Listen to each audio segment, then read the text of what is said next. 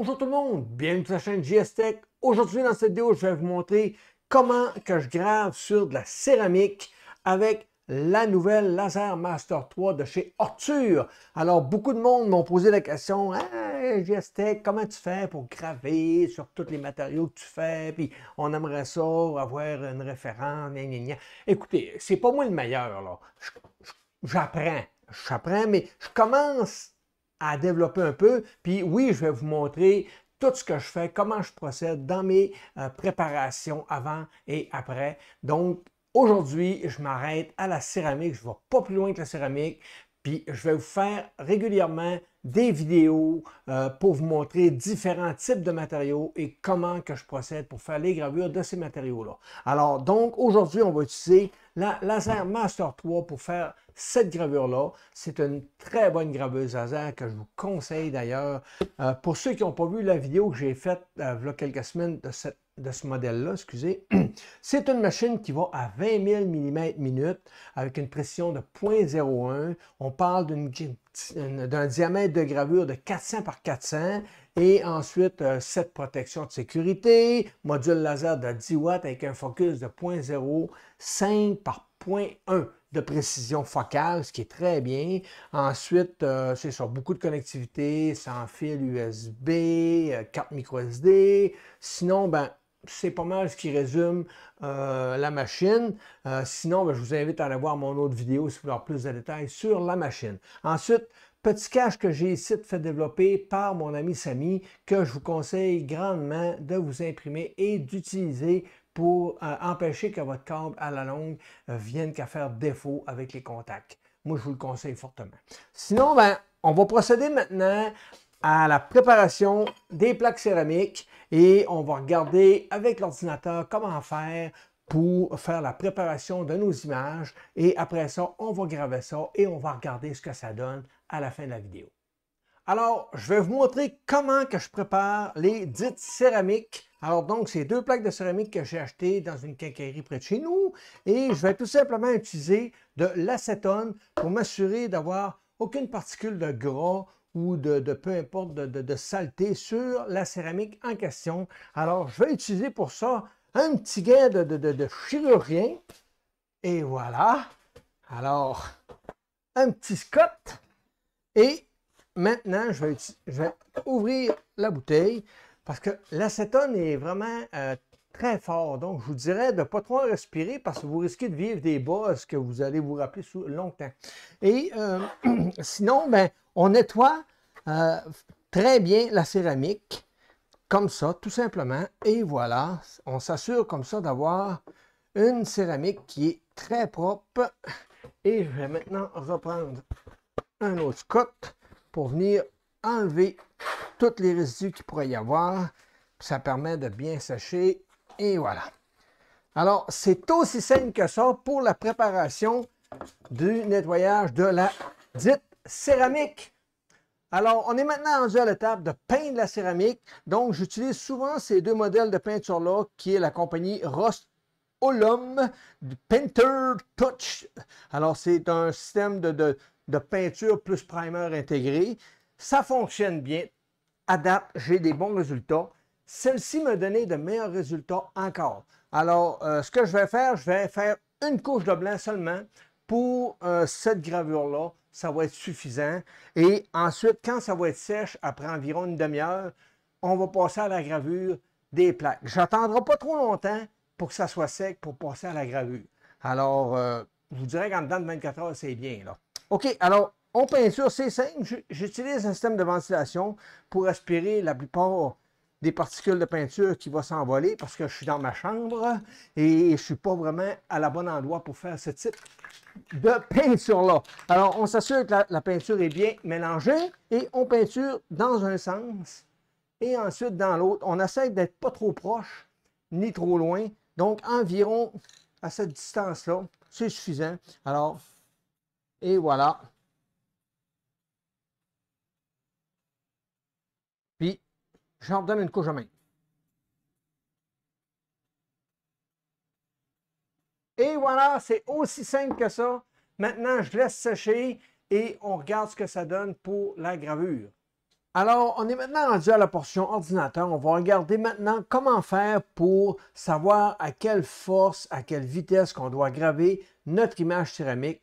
Pour ça, je vous invite à télécharger le fichier que Make or Break Shop a créé lui-même. C'est un YouTuber, alors je vais vous mettre le lien dans la description. Alors, tout ce que vous avez à faire, c'est d'ouvrir le fichier tout simplement. Il va vous apparaître ce petit pattern-là. Donc, moi, pour ma part, je vais tout simplement supprimer ce que je n'ai pas besoin. Et voilà. Donc, j'ai simplement besoin de ça. Alors, je peux maintenant le placer où je veux sur ma grille. Et je vais maintenant partir un test de cette gravure-là pour voir qu'est-ce que ça va me donner pour trouver le bon ajustement. On démarre ça.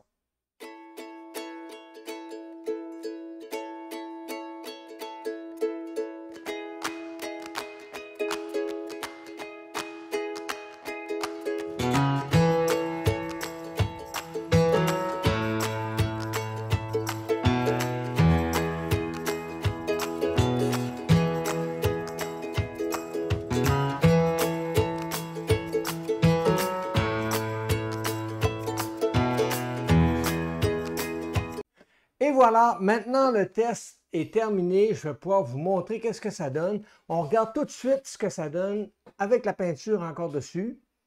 Alors, et voilà, on peut voir très bien les échelles de noir et de gris qu'on a fait avec la graveuse laser. Maintenant, on va nettoyer ça à l'acétone encore une fois. Alors, je vais encore une fois prendre un petit gain de chirurgien. Et je vais prendre un petit scotch pour nettoyer la dite peinture. Et voilà. Alors, on imbibe bien comme il faut notre gant et on nettoie comme il faut. Vous allez voir la différence. Et voilà.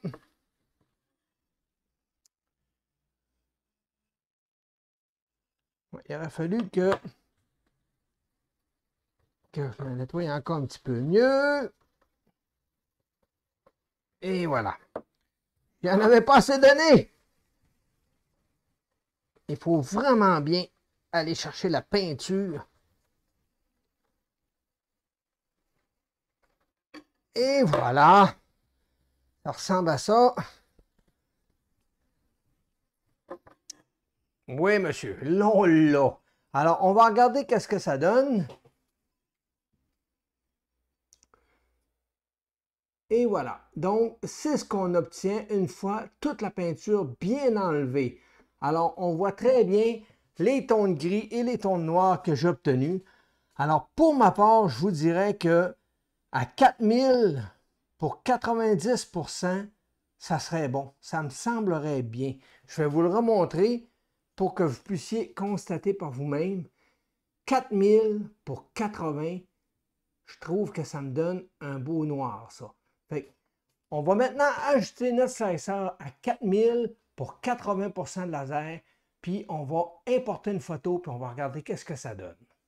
Alors, on est maintenant rendu à la portion ordinateur pour savoir comment traiter notre image pour avoir une belle gravure. Alors donc, ce qu'on va faire, moi pour ma part, je vais aller sur un site internet qui me permet de télécharger des images et je vais tout simplement écrire photographie Hunter et je vais me trouver une image dans ça qui m'intéresse. Alors, celle-là serait bien, je clique dessus et je vais maintenant faire Download original. Ce sont des images qui sont totalement gratuites. Maintenant, je vais aller dans Image Air, qui est mon logiciel de traitement d'images. Image Air, c'est sa force, c'est créé que pour faire des images au laser sur différents matériaux. Alors, ce que je vais faire, je vais importer mon image, comme ça ici. Et voilà, mon image est maintenant importée. Je vais commencer par la redimensionner parce que ma céramique se trouve à être carrée. Donc, je vais redimensionner l'image pour aller chercher ce que j'ai de besoin. Tout simplement, je fais OK là-dessus. Et voilà, c'est l'image que ça va me donner. Maintenant, je vais appliquer un auto-ajuste sur l'image et un color correction, ce qui va accentuer et améliorer la gravure. Ensuite, si j'ai trop de blanc ou trop de noir, je peux toujours m'amuser à venir paramétrer ici pour avoir une meilleure gravure par rapport à mon test de gravure. Alors, pour ma part, je vais tout simplement la laisser comme ça. Maintenant, je m'en vais ici. Ça, c'est l'onglet qui est important. Vous y allez en millimètres. Vous lui dites que votre céramique a 150 ou plus ou moins, selon votre céramique, et vous lui donnez le DPI. Le DPI est très important. Je vais vous montrer comment calculer votre DPI. C'est simple. Vous allez ici, Scan Gap, et voilà. Donc ici, ça va vous donner le DPI pour votre laser. Sachant que Ortur est à 0.05, ça me donnera environ 508. Pour ma part, je vais aller dans 423, pas tellement plus, mais ça sera à vous de faire vos propres tests. OK? Le DPI, à quoi il sert? C'est ce qui va permettre au graveur de se déplacer en Y à chaque ligne qu'il va faire. Alors donc, je retourne dans mon logiciel Image R et je vais mettre un DPI de 420. Je fais OK là-dessus. Et voilà. À partir d'aujourd'hui, ce sont les DPI et les grandeurs que cette photo va avoir. Maintenant, je vais appliquer un filtre. Alors, pour les fils, je vais aller dans Casia et je vais aller dans Casia White Title qui est céramique blanche parce que je l'ai peinturée blanche. Si j'aurais peinturé ma céramique noire, j'aurais pris celui-là. Alors, pour ma part, elle est blanche. Donc, je fais OK là-dessus et voilà. Le logiciel Image R a appliqué un filtre qui va permettre au graveur de bien travailler sur l'image. Ça ressemble à quoi? Quand on zoome, on voit plein de petits points comme vous pouvez voir. Alors, c'est ce qui va permettre à l'image d'avoir une belle gravure. Alors, tout ce qu'on a à faire maintenant, c'est de sauvegarder. On peut regarder, si vous voulez, avec la loupe, qu'est-ce que ça va donner sur notre céramique. Donc, si j'agrandis ça ici, c'est ce que ça devrait apparemment donner. On va le voir. Bien entendu, ça va dépendre de nos ajustements de puissance laser et autres, et vitesse. Alors, je télécharge l'image. Je vais la mettre dans mon téléchargement, enregistrer, c'est réglé. Maintenant, je vais aller dans Laser, Lightburn, excusez. Je vais importer mon image, qui est celle-là ici. Et voilà. Donc, je vais la placer environ ici, parce que moi, je prends mes origines au centre d'image, tout simplement. Et je vais tout simplement aller dans mon calque. Ici, je vais lui dire que je vais être à 8000 que j'ai dit. C'est-tu bien ça? Je vais retourner voir ma céramique pour ne pas me tromper. J'avais dit, non, 4000 pour 80 de puissance. Alors, c'est 4000 qu'on met ici pour 80 de puissance. 90. Ouais, je vais aller à 90. Je vais me garantir comme il faut. Je vais regarder. 90, c'est bien. Ouais, alors 90. Oups, pas là, pas en tout. 90 de puissance. Et voilà. Ce qui est important, c'est de se donner un petit pourcentage de dépassement. Alors, 10%, c'est bien. Ce qui va se produire, c'est que le laser, lorsqu'il va se déplacer en ligne, comme ça ici, bien, il va dépasser de 10% la pièce, puis il va repartir de l'autre sens. Ça évite d'avoir une bande noire sur les côtés. OK, alors ça, c'est fait. Maintenant, je vais cocher relais. OK, j'ai aucun angle de balayage et je vais mettre mon DPI. Non, excusez, on n'a pas de DPI ici. Intervalle entre les lignes. Relais, excusez, il faut que j'active l'option relais. Je trouvais ça bizarre que j'avais mon intervalle entre les lignes. Parce que lorsqu'on désactive relais, on peut ajuster nos DPI à 420, sauf que là, c'est Lightburn qui va traiter votre image selon vos paramètres. Mais nous, ce n'est pas ça qu'on veut. On veut vraiment utiliser relais qui n'ait aucun traitement d'image. Donc, Lightburn ne traitera pas l'image, il va tout simplement faire le G-code pour créer la gravure. Alors, tout est désactivé comme vous pouvez voir. Alors, on fait OK là-dessus. Et voilà. Maintenant, je suis prêt à démarrer la gravure. On regarde qu'est-ce que ça donne.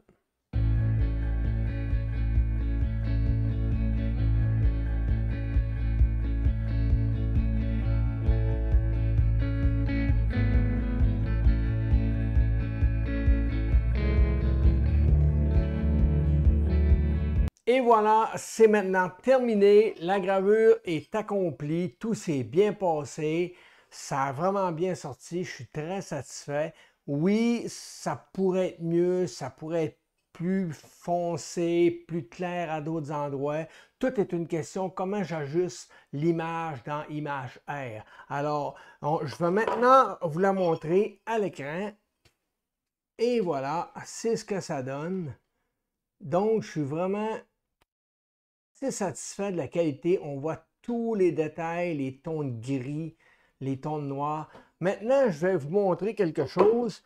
Vous prenez un petit pinceau et vous venez passer, je vais vous le montrer peut-être ici, là. Vous venez enlever ici, voyez-vous la peinture qui s'enlève. Alors ça, c'est si vous désirez laisser la peinture qui est là et tout simplement appliquer un après clear qui va permettre de donner un beau lustré. Sinon, ben, on va tout simplement tenter d'enlever la peinture avec le fameux acétone que j'ai ici. Je vais me prendre encore une fois un petit gant chirurgien, bien oui. Et je vais vérifier pour bien enlever l'excédent de peinture. Je ne sais pas ce que ça va donner comme résultat parce que tout est dans la peinture. Hein. Si on a une bonne qualité de peinture, ben, nos gravures vont vraiment bien ressortir. Alors, j'enlève la peinture pour voir qu'est-ce que ça va donner. Et voilà. On frotte comme il faut.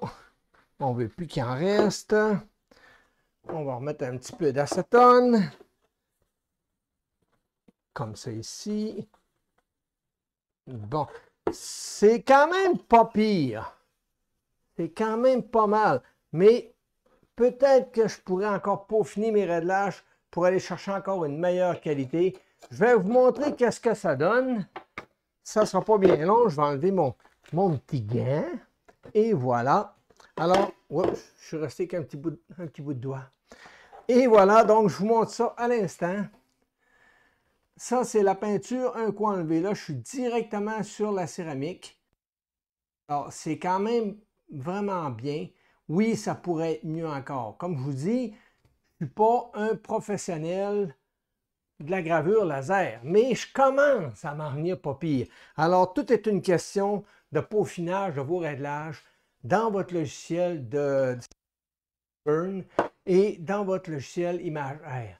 Alors, c'est pas mal tout ce qui m'a fait la vidéo. En espérant que vous avez aimé le contenu. Alors, je vous ai montré aujourd'hui qu'est-ce que la Arthur Laser Master 3 pouvait donner comme qualité de gravure. C'est vraiment un bon produit, je vous le recommande. Sinon, ben, n'oubliez pas, abonnez-vous à la chaîne, très important. Venez sur Discord, on a une section pour les graveurs laser. Vous allez pouvoir poser vos questions, demander quelle peinture vous aimeriez utiliser ou ça serait quoi les bonnes vitesses et autres. On a une belle section pour ça. Donc, gênez-vous pas, venez sur Discord, posez des questions, vous allez trouver des réponses. Sinon, ben, n'oubliez pas, abonnez-vous, un petit pouce en l'air, la petite cloche et laissez-moi des commentaires, je réponds à tout le monde. Alors, merci tout le monde, à la prochaine, bye bye.